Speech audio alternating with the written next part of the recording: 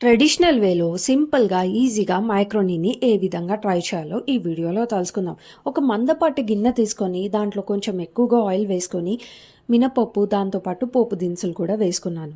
దాంట్లో సన్నగా తరిగిన ఆనియన్స్‌ని వేసుకున్నాను. ఆనియన్స్ సన్నగా తరిగితే బాగా కుక్ అయితేనే టేస్ట్ బావుంటుంది. దీంట్లో కొంచెం కరివేపాకు కూడా యాడ్ చేసుకొని ఇది ఆల్మోస్ట్ ఒక 60% కుక్ అయిన తర్వాత జింజర్ గార్లిక్ పేస్ట్, పసుపు కూడా యాడ్ చేసుకొని ఇంకొక 10-20% కుక్ అవ్వనిద్దాం.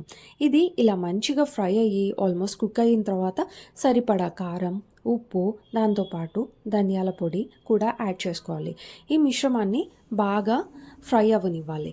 ఇలా ఫ్రై అయిన తర్వాత దీన్ని పక్కన పెట్టుకొని బాగా ఉడకబెట్టి చల్లార్చుకున్న మ్యాక్రోనీని వడగట్టుకొని ఇలా దీంట్లో యాడ్ చేసుకోవాలండి. యాడ్ చేసి బాగా మిక్స్ చేసిన తర్వాత పచ్చి కొబ్బరి తురుముకొని వేసుకున్నాను. ఇది కొంచెం వేడయిన తర్వాత సర్వ్ చేసుకుంటే రెడీ.